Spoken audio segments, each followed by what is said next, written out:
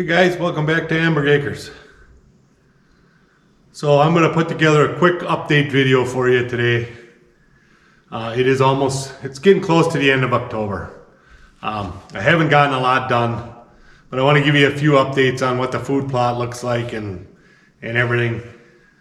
So hopefully by the end of October I should be able to put together maybe a hunting video. I have plenty of footage already. I've been seeing a lot of deer. I just haven't shot anything yet. First update, I got the first room framed in here. Let's take a little bit closer look at that. So it's basically 12 coming out this way from this wall and 18 feet going to that wall over there. So the door swings open and that's going to be a wall, and then there's going to be a door right here going into the room. So that's going to be a room, and then above it, because we have 14 feet high, so that's going to be the ceiling, and then we have all this storage up above where we can put storage, whatever, bins, whatever goes up there, wood, whatever, you know. So I have that framed in, so hopefully we can get some walls up here shortly, I should say, and then you'll get a better picture of what it's going to look like once the walls are up. Okay. The second update, let's go outside here. So second update, I got the walls, the rock wall in here. So it goes from that big tree up here and it just kind of snakes over here to this stump is right here by me where I'm standing is this big stump. That's not 100% finished. You can see here I put some smaller rocks behind it. So all the way along here, I'm going to be bringing buckets over with smaller rocks and filling that up so that's going to be up level here, and then this can be mowed on top, and then the rocks will stop the erosion. So I put down this plastic, I filled this all in with sand, and I tapered this off. So right here in front of me here, from the grade board to the edge of that plastic is about my 10 feet. Okay, that is a 3-inch drop right here on this corner. On the far corner down here, I went 4-inch drop. So it basically tapers down that way. So I still have to put some sand in here. This is a little low right in here. We had 1.5 inches of rain the other day, which was great, but it didn't help my food plot any because it's all dead over there because we had such a bad drought in August and September. So this here needs to be filled in a little bit. It has to come up to this level right here, because that filled up with water when we got that 1.5 inch rain. So I got to fill this in right here, and then that's pretty good down there on that end down there. So as long as I get this the same height here as, you know, the 3-inch drop, and then that's 4-inch drop down there, that water will all run down that way. So let's go across and let's take a look at the food plot over there.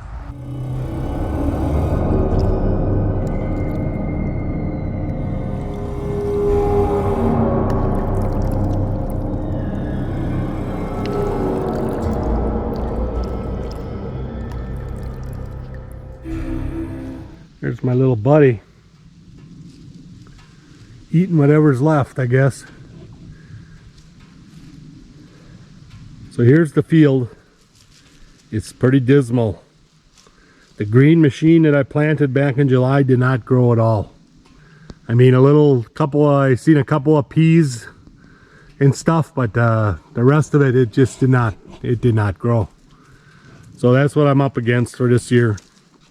If you look closely, you know, there's still a few leaves on the beans. It froze really hard up here already, but there are still some leaves on them. So there is stuff here that they're coming out and eating, nibbling on, but not much. Not much at all.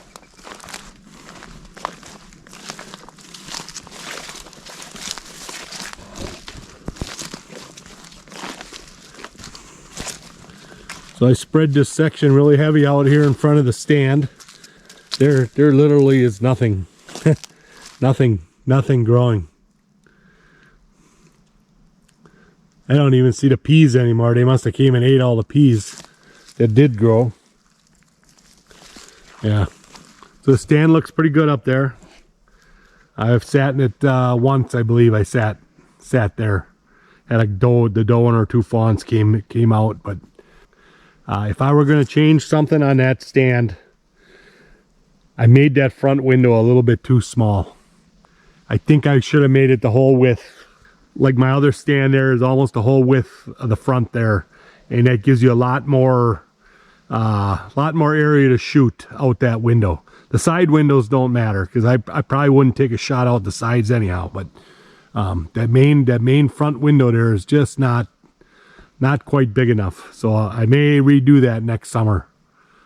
But I want to show you something on that stand. What are you doing, buddy?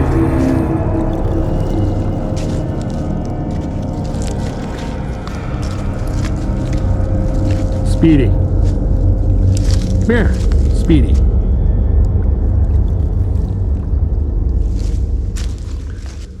All right, I hope you can see this. It is right here above those branches, right in there. You can see white. That is the wood showing through. That board shrunk that much. It's well over 1/4 of an inch that shrunk. There's a couple spots. The about 3 boards below it, you'd have to look right through the trees here, right in here. You can see it goes all the way across, the same thing. That board shrunk that much. Let me see if I can find a spot where it's where you can see it better. So on the 2 sides in the back, it doesn't look like it did it at all. It doesn't look like it shrunk that much. So I don't know. Yeah, I don't see any on here, hardly.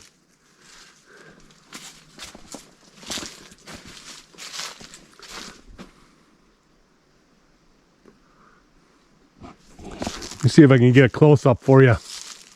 So right there, you should be able to see it now on that board. It's a good 1/4 inch, 3/8 of an inch that board shrunk. Or something happened. I don't understand why it's that board and the one right above it up there. Don't quite understand that. Yeah, those 2 boards. Don't know why. Unless it's where it was cut out of the tree. That would be my only explanation for it. All right, let's move down here to this other food plot that I planted.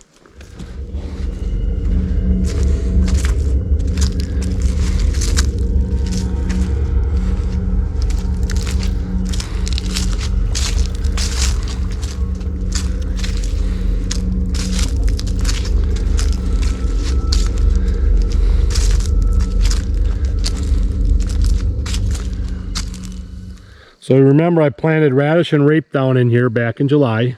Same time I planted a green machine across in the big field. And this stuff grew. Even though we didn't get no rain, this stuff grew because there was still some moisture in the dirt. But then we continued to not have any rain for August, September, and most of October until now. We just had 1.5 inches of rain last week. This is nothing. It really did not grow at all. So I'm not really blaming it on the seed. I'm blaming it on lack of rain. Very little rain up here this year. They had high warnings out for fire danger, and they had a couple of forest fires or yard fires, whatever. People started their yards on fire. What's up, Speedy?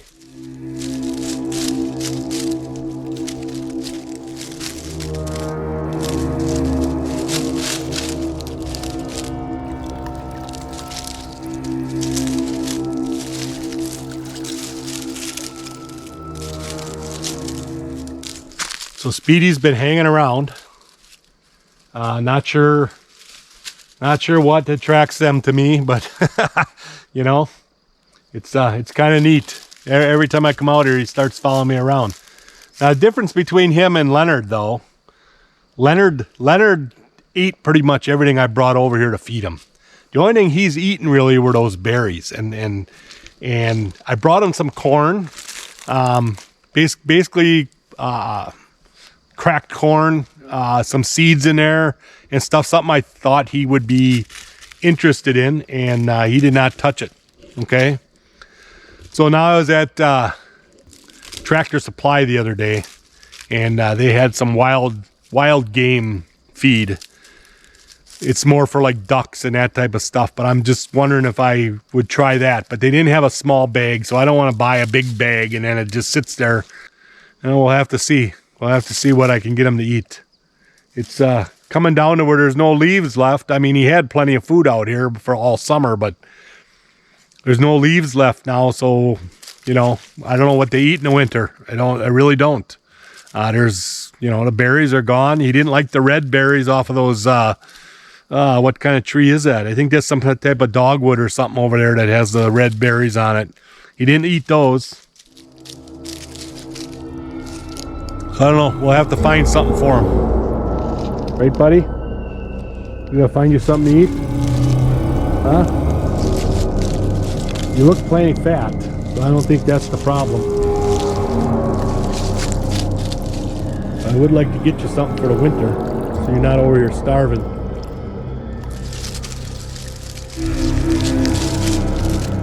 Very pretty birds. Very pretty. All right, let's go see what else I can show you. So the other night when I was sitting out here hunting, I kind of watched where the deer went to after they left. They came out real early, and I watched them for about 2 hours or more, and I kind of watched where they went. And they come through up there from the main food plot where I'm sitting. I'm sitting way over there, okay? And they come through on that trail that I have that goes between food plot 1 and food plot 2, and they come through and then they turn and they come down this corridor that I made.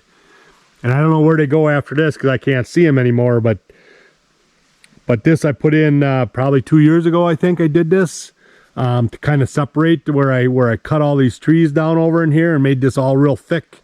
And then this section here is kind of thick now, and I still there's probably a couple trees in there I'd like to take down yet, but you know, that's for another day. But they use this corridor. They would just walk right down it.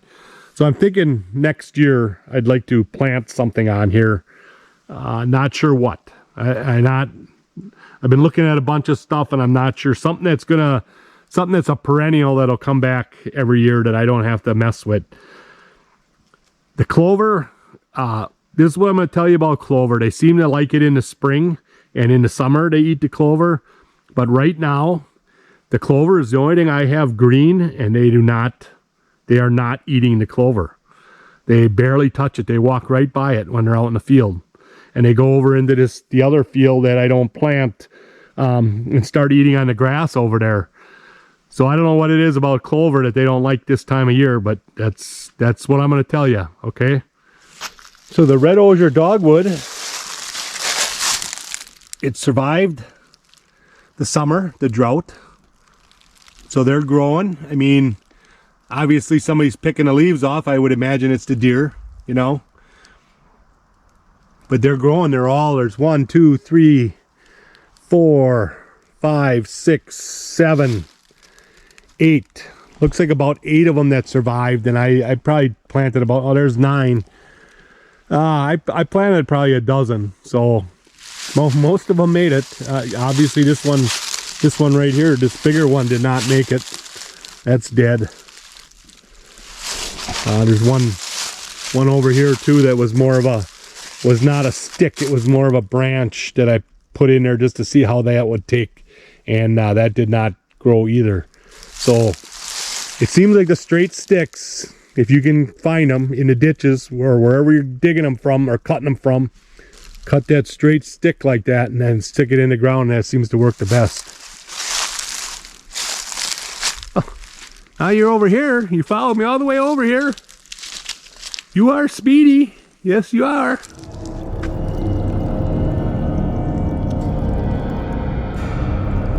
Such a pretty bird.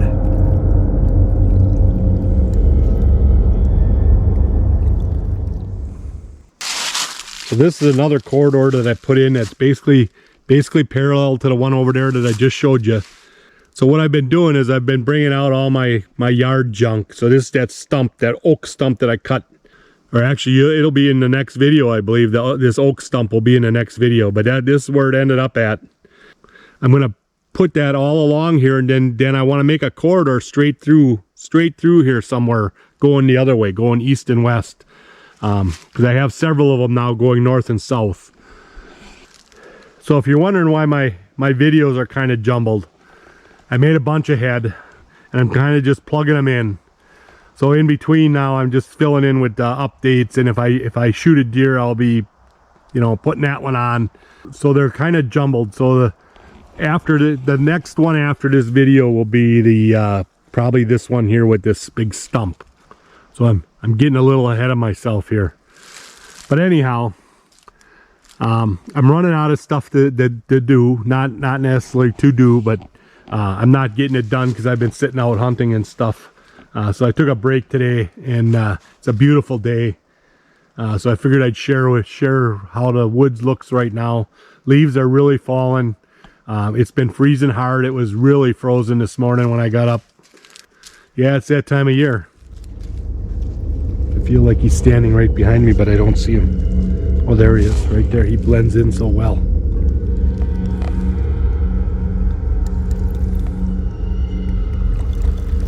You gonna come home with me? You gonna follow me home? So this is the area I cleaned up this spring, and the grass looks like it's starting to grow now that we got some rain finally. I'm gonna try and keep this mowed and keep it looking like a park, you know. We got a couple of really dead trees there to get down. Yeah, that's for spring. There's another one right over there, really dead. And the water hole, there's never any water in it. So I got some ideas for that, but we'll see what transpires here the rest of the year before I do anything more with this with the watering hole. So if you're following along, last spring I had 2 piles like this. So I'm through one complete pile over here. It's gone. I've burned through it all, cutting boards and whatever. And I just cut about 8 more this week, logs up, making the top and bottom plates for those walls over there.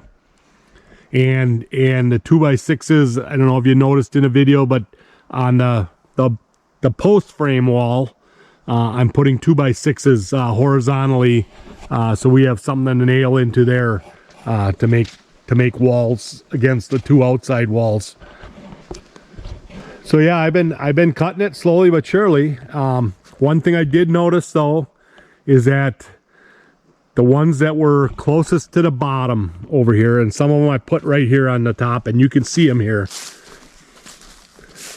You can see all the holes in there, okay? So the ones that were on the bottom, closest to the ground, those seem to have the bugs in them. And you can see all the sawdust. You can see all the sawdust shavings. And those are the same bugs that were in the big white pines when I cut the white pines last year. Put a big hole. They put a big hole through the wood. So that's sad that this stuff's getting damaged, but I only needed so much of it, so I'm using it up. I'm trying to get it used up. I'm trying to cut it up. I'd like to fish out some of these big ones here. Those would make some nice boards yet.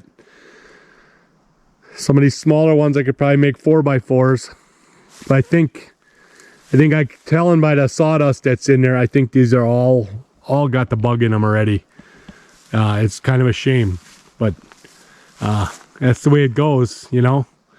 I will use it. I will use it just the way it is. I don't care if there's a bug hole in it for what I'm making out of it. So I have a whole bunch of projects that I got planned to use this stuff for. You know, using 1x4s and whatever, you know. And then that pile of wood you see right there, that's all that oak and maple that I took from the south side of the barn that I cut down on the south side of the barn in the video you just watched last week. That's all got to get split up into firewood. And then all my slabs are sitting here too yet.